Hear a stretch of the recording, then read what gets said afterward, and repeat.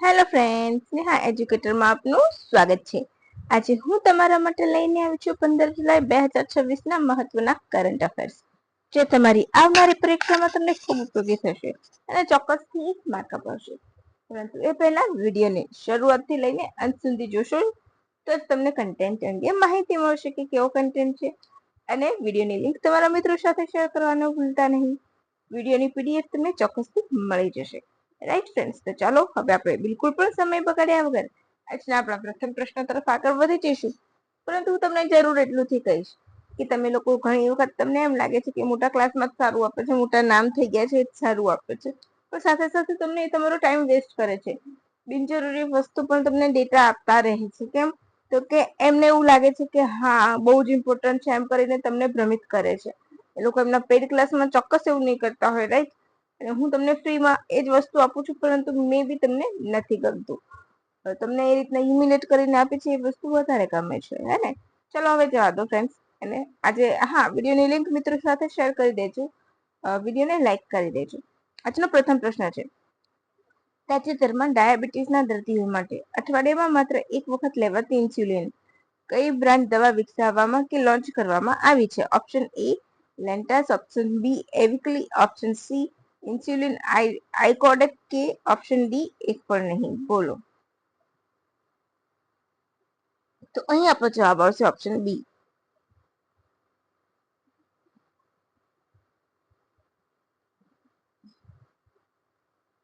એવિકલી, right? ડાયાબિટીસના દર્દી માટે મોટી રાહત રૂપે એવિકલી નામનું નવું અઠવાડિયામાં માત્ર એક વખત લેવામાં આવતું ઇન્સ્યુલિન લોન્ચ કરવામાં આવ્યું છે.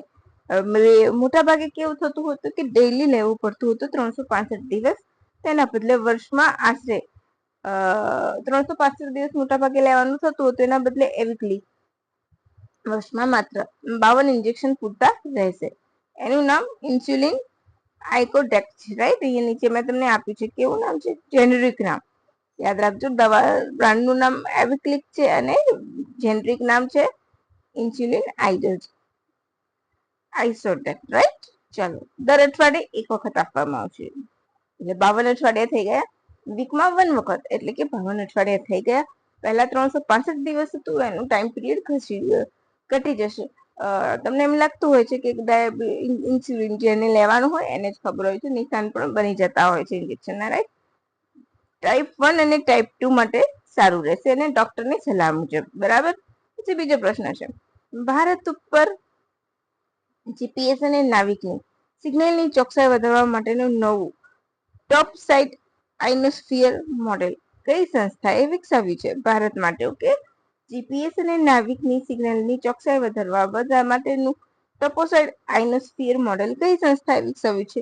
Option A ISRO, option B DRDO, અહીંયા ડીઆરડીઓ લખવાનું હતું, બી જલ્દી ઓપ્શનમાં આવી ગયો, DRDO, C Indian Institute of geomagnetism IIG અને ઓપ્શન ડી આઈએમડી. બોલો. અહીં આપણો જવાબ આવશે ઓપ્શન સી. ડન.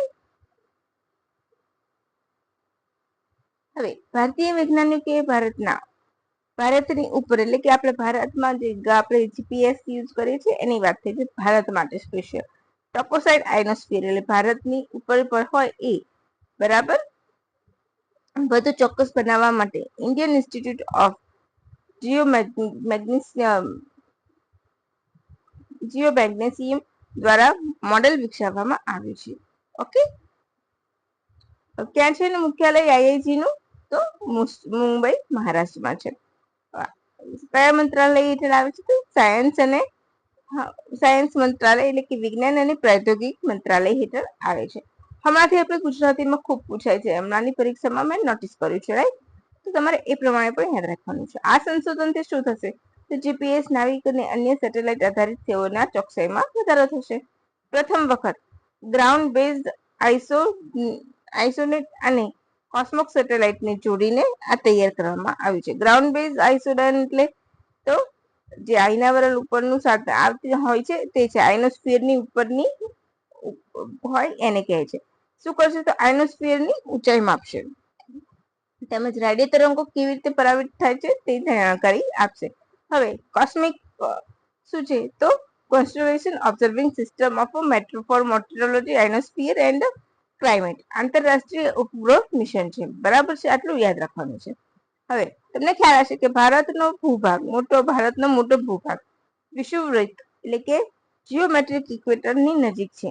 આ વિસ્તાર ઉપર આઈના મંડળ એટલે કે આઇનોસ્ફિયર સતત બદલાતું રહે છે. તેથી ભારતમાં જીપીએસની ભૂલ થવાની સંભાવના રહે છે અને એને નિવારવા માટે આ ડેવલપ કરવામાં આવ્યું છે, જેથી કરીને આપણે આપણી સ્વદેશી નાવિક સિસ્ટમ ઉપર ડિપેન્ડ રહી શકીએ છીએ. રાઈટ, આ તમારું પ્રૂફ. રાઈટ, હવે આપણે થોડુંક ડિટેલ જોઈએ તો પૃથ્વીના આઇનોસ્ફિયર શું છે તો પૃથ્વીના વાતાવરણમાં આવેલું સ્તર છે. આપણને ખબર છે કે 1 by 1 સ્તર આવે છે, તો એમાંનું એક સ્તર છે. 60 થી 1000 કિલોમીટર ઊંડાઈ સુધી આવેલું છે. ઊંડાઈ નહીં. સૂર્યમાંથી આવતું અલ્ટ્રા વાયોલેટ અને એક્સરે વાયુકરણને રોકવાનું કામ કરે છે. હવે તમને ખ્યાલ હોય તો મેં ભૂગોળમાં જીસીઈઆરટી બેઝડ એમસીક્યુ સિરીઝ શરૂ કરી છે, રાઈટ? તેમાં પણ મેં આ પ્રશ્નને આવરી લીધો છે. તમે ના જોયું હોય તો તમે જોઈ લેજો, ખરેખર તમને ખૂબ મજા આવશે. એકદમ સિમ્પલ ભાષામાં તમને મેં સમજાવ્યું છે એટલા માટે. બરાબર. પછી ટોપોસાઇડ આઇનોસ્ફિયર શું છે તો આઇનોસ્ફિયર નો ઉપરનો ભાગ છે, જ્યાં મોટા ભાગના લો અર્થ ઓર્બિટ ઉપગ્રહો કાર્ય કરે છે. એ જગ્યાને શું કહે છે? ટોપોસાઇડ આઇનોસ્ફિયર છે. ખાસ કરીને કઈ રીતે પૃથ્વીના ભાગને સમજવા માટે, ખાસ કરીને આ ભાગને વધુ સમજવા માટે કામ કરે છે. બરાબર. નાવિક તો આપણું પોતાનું સ્વદેશી સિસ્ટમ છે. શું છે? નેવિગેશન વિથ ઇન્ડિયન કોન્સ્ટલેશન્સ, જેનું પૂરું નામ છે ઈસરો દ્વારા ડેવલપ કરવામાં આવ્યું છે. ભારતની પોતાની જીપીએસ સિસ્ટમ છે. હવે આ પેન પકડીને બોર્ડ ઉપર પછાડીને મારું સ્પેશિયલ કરીને હું નથી કહેતી કે હા જીકે મારું સ્પેશિયલ જ છે. કોઈનું સ્પેશિયલ ક્યાંથી લઈ નથી આવતા. હા, તમે ભેગી કરીને માહિતી આપો છો, ઇટ્સ ઓકે. પણ 15 દિવસે 3 ને 4 વખત અડધા કલાક 20-25 મિનિટ સુધી તમે એ ભણાવીને શું સાબિત કરો છો કે હું બેસ્ટ છું? બેસ્ટ નથી, તમે વેસ્ટ કરો છો ટાઈમ. મોટાભાગના સ્ટુડન્ટ જે પ્રિપેરેશન કરતા હોય એમને ખ્યાલ જ હોય છે આ વસ્તુની, રાઈટ? પરંતુ લોકોને પણ એ જ ગમતું હોય છે. શું મારે હવે કંઈ કહેવું છે નહીં. આજનો પ્રશ્ન સેકન્ડ પ્રશ્ન છે. WOW એટલે કે વાવ એવોર્ડ એશિયા 2026માં રાણકી વાવ ને કયા પ્રોજેક્ટ માટે, માફ કરજો, રાણકી વાવના પ્રોજેક્ટને કઈ ટેકનોલોજી માટે સન્માનિત કરવામાં આવ્યા છે? રાણકી વાવને હાલમાં એવોર્ડ મળ્યો છે, તો કઈ ટેકનોલોજી માટે આપ્યો છે? ગોલ્ડ એવોર્ડ મળ્યો છે, રાઈટ? કયો ડ્રોન શો માટે? બી 3D પ્રોજેક્શન મેપિંગ માટે, સી વર્ચ્યુઅલ રિયાલિટી ગેમ માટે કે ડી હોલોગ્રાફિક ફિલ્મ માટે? અહીં આપણો જવાબ આવશે ઓપ્શન બી. ઓકે, પ્રોજેક્શન માટે 3D પ્રોજેક્શન માટે રાણકી વાવને 3D પ્રોજેક્શનના પ્રોજેક્ટ માટે WOW એટલે કે વાવ એવોર્ડ એશિયા તરફથી ગોલ્ડન એવોર્ડ આપ્યો છે, રાઈટ? 2014 હવે તમને ખ્યાલ હશે કે રાણકી વાવ 2014માં ભારતનું હેરિટેજ સ્થળ છે. ગુજરાતના પાટણમાં આવેલી છે. રાણકી વાવ ગુજરાતના પાટણ જિલ્લામાં આવેલી છે. રાજા ભીમદેવ સોલંકી પ્રથમના રાણી ઉદયમતીએ તેમની યાદમાં 11મી સદીમાં બંધાવી હતી. આ પહેલા તમારું પ્રૂફ. બરાબર, કયો એવોર્ડ મળે છે. હવે આ વાવ, આપણે રાણકી વાવનો ઇતિહાસ જોઈએ છે. પેન પછાડીને હું મારું સ્પેશિયલ જીકે નથી કહેતી, હું તમને જીકે જ આપી રહી છું. ગુજરાતના હિસ્ટ્રીનું એક પાનું ખોલી રહી છું, તો તમે પ્લીઝ ધ્યાનથી સાંભળજો. આ વાવ મારું ગુર્જર શૈલીમાં બંધાયેલી છે. એનું સ્થાપત્ય કહેવાય છે, રાઈટ? 7 માળની છે. પૂર્વથી પશ્ચિમ દિશામાં તેનું નિર્માણ થયેલું છે. સૌથી સુંદર સ્થાપત્ય મહિષાસુર મર્દિની છે. ₹100ની નોટમાં તેનું ચિત્ર આપવામાં આવ્યું છે. બરાબર. હવે નંદા મુખ ધરાવે છે. નંદા એટલે એક મુખ દ્વાર હોય એને કહે છે. તેનું એક દ્વાર હોય એને નંદા કહે છે. તો બાકીની 4 કઈ છે? તો નંદા એકમુખી વાવ, એક પ્રવેશદ્વાર હોય ત્યારે ભદ્રા 2 પ્રવેશદ્વાર, જયા 3 અને વિજયા ત્યારે 4. આ યાદ રાખજો. વાવના પ્રવેશદ્વારનો પ્રશ્ન જોડકા સ્વરૂપે તમને પૂછાઈ શકે એમ છે, રાઈટ? તો યાદ રાખી લેજો આટલું. હવે આપણે ગુજરાતની હેરિટેજની વાત નીકળે છે તો ગુજરાતમાં 4 હેરિટેજ સાઇટ આવેલી છે. સૌપ્રથમ ચાંપાનેરનો કિલ્લો હતો, જેને હેરિટેજ વિસ્તાર હેરિટેજ પ્લેસ તરીકે પસંદ કરવામાં આવ્યો હતો. 1328 હેક્ટરમાં વિસ્તરેલો છે. પાવાગઢમાં આવેલો જ્વાળામુખી પર્વત છે, ત્યાં આવેલો છે, રાઈટ. હિન્દુ ઇસ્લામિક સ્થાપત્યનું સમન્વય છે. પછી 2014 તો આપણી રાણકી વાવ, બરાબર. પછી 2017માં અમદાવાદ શહેર ભારતનું પ્રથમ સિટી બન્યું હતું હેરિટેજ. યાદ રાખજો, ફક્ત ભારતનું જ નહીં, આખા એશિયાનું પ્રથમ સિટી હતું અમદાવાદ, કે જેને હેરિટેજ સિટી તરીકે સ્થાન મળ્યું હતું. 1411માં સ્થાપના થઈ હતી અહમદ શાહ દ્વારા, રાઈટ. અને છેલ્લે 2021માં ધોળાવીરા, અને ત્યાંની ટ્રેન હાર્વેસ્ટિંગ સિસ્ટમ જાણીતી છે, રાઈટ. સિંધુ ખીણની સંસ્કૃતિનું સ્થળ છે. શોધક કોણ હતા? તો જગપત જોશી, બરાબર છે. સૌથી છેલ્લે શોધાયું હતું, અહીંયા લખાયેલું છે સૌથી છેલ્લે 1991 આવશે, અહીંયા ભૂલથી લખાયેલું છે એટલા માટે, બરાબર. ખોદકામ RA બિસ્ટ દ્વારા. સમય કેટલો છે જૂનો? તો 3000 થી 1500 પૂર્વે. ક્લિયર થઈ ગયું? હવે તમારે આનાથી વિશેષ શું જોઈએ? તમને એવું નથી લાગતું કે હું તમારા માટે આટલી બધી ટાઈમ વેસ્ટ કરું છું? તમને થોડુંક પણ એવું નથી થતું કે હું મેમને કહું કે ના ભાઈ તમારી મહેનત ખરેખર સારી છે? એકચ્યુઅલી ને લોકોને ફ્રીમાં આપે ને પસંદ નથી હોતું, અને અમુક જગ્યાએ એવું હોય છે કે મોટા ક્લાસીસ હોય એના ઉદ્ધત સાહેબ હોય પણ સારું કરાવતા હોય, ફેમસ થઈ ગયા હોય, એટલે એમનું ઉદ્ધતાઈ વર્તન સાથે પણ તમે એમને બેસ્ટ બેસ્ટ કહો છો. પ્રોબ્લેમ ત્યાં હોય છે આપણા લોકોનો, કે ઉદ્ધતાઈ ભર્યું વર્તન કરીને તમને આપે ને તો તમને ખરેખર ગમે છે. દર વર્ષે વર્લ્ડ યુથ સ્કિલ ડે ક્યારે ઉજવવામાં આવે છે? Option A 12 July, option B 13 July, option C 14 July, option D 15 જુલાઈ. તો આજનો દિવસ વર્લ્ડ યુથ સ્કિલ ડે ઉજવવામાં આવે છે, એટલે કે 15મી જુલાઈ.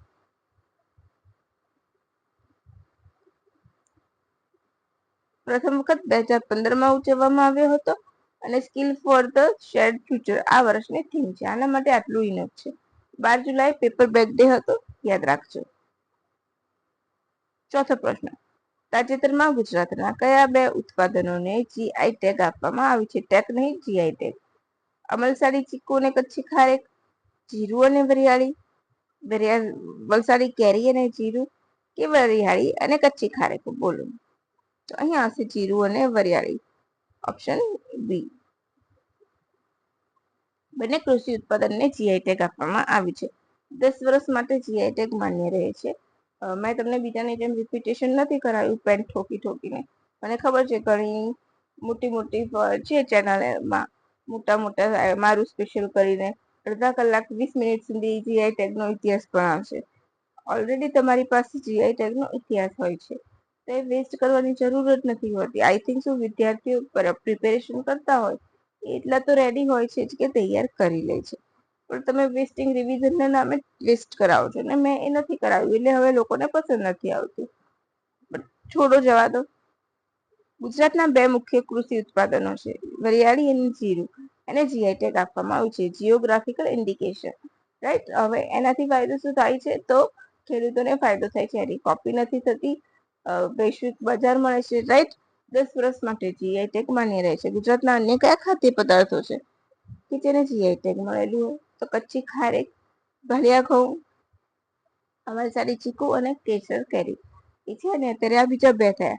એ સિવાય હમણાં અશ્વગંધાને પણ GI ટેગ મળેલું છે, તો એ પણ યાદ રાખજો, બરાબર છે. હવે આગળ વધી જઈશું આપણે છેલ્લા પ્રશ્ન તરફ. આ પ્રશ્નમાં તમને બધું ઘણું જાણવા મળશે, રાઈટ. નીચે પૈકી કયા નીલગિરી પ્રોજેક્ટ ક્લાસની સ્ટીલ્થ ફ્રિગેટ છે? INS દુનાગીરી, INS મહેન્દ્રગીરી, INS સંશોધક, INS અગ્રે. ઓપ્શન છે 1 અને 2, ઓપ્શન બી માત્ર 2 અને 3, ઓપ્શન સી 1 અને 4, ઓપ્શન ડી બધા. તો અહીંયા આપણો જવાબ આવશે ઓપ્શન એ, દુનાગીરી અને મહેન્દ્રગીરી. બંને કેવી છે? નીલગિરી ક્લાસની સ્ટીલ્થ ફ્રિગેટ છે. હવે અહીંયા આપણે ધીમે ધીમે 1 બાય 1 બધા વિશે માહિતી લઈ લઈશું. નીલગિરી, તો INS મહેન્દ્રગીરી નીલગિરી ક્લાસની સ્ટીલ્થ ફ્રિગેટ છે. પ્રોજેક્ટ 17A હેઠળ ડેવલપ થઈ છે. 11 જુલાઈથી કાર્યરત, વિશાખાપટ્ટનમથી એને કાર્યરત થઈ ગઈ છે, બરાબર છે. છઠ્ઠી છે, યાદ છે, multi role guided missile frigate છે. Anti air, anti surface and anti submarine warfare BrahMos મિસાઇલથી સજ્જ છે. મઝગાઉ ડોક શિપ બિલ્ડર્સ દ્વારા ડેવલપ કરવામાં આવી છે. આ તમારું પ્રૂફ હમણાં કાલે જ સામેલ કરવામાં આવી છે, 2 દિવસ પહેલા, એટલે ચર્ચામાં છે. તો એની સાથે સાથે આપણે દુનાગીરી, તો એ પણ નીલગીરી ક્લાસની સ્ટીલ્થ ફ્રિગેટ છે. 17 હેઠળ બનેલું 5મી છે. બરાબર. 21 જૂન 2026 ના રોજ સેનામાં સામેલ થઈ નૌસેનામાં. GRSE ગાર્ડન રીચ શિપ દ્વારા બિલ્ડર્સ દ્વારા બનાવાવી છે કલકત્તા. બરાબર. બંને તમારી થઈ ગઈ સ્ટીલ્થ ફ્રિગેટ. હવે આપણે સંધ્યાક વિશે જોઈશું. તો સર્વે વેહિકલ છે, યાદ રાખજો, સર્વે વેહિકલ છે. INS સંશોધક એક સર્વે વેહિકલ છે. સંધ્યાક ક્લાસનું ચોથું અને છેલ્લું જહાજ છે. હાઇડ્રોફોનિક સર્વે અને સમુદ્ર તળિયાનું મેપિંગ અને નિક્ટોરિયલ ચાર્ટ તૈયાર કરે છે. એને પણ ગાર્ડન રીચ શિપ બિલ્ડર્સ દ્વારા બનાવવામાં આવી છે. અગ્રે, તો અગ્રે પણ કેવી છે? અર્નાલા ક્લાસની છે. 21 જૂનના રોજ એને પણ કમિશન કરવામાં આવી છે. શેલો વોટરમાં સબમરીનનો નાશ કરે છે. વોરજેટ પ્રોપલ્શન લઈ શકે છે. LNT અને GRSE દ્વારા ડેવલપ કરવામાં આવી છે.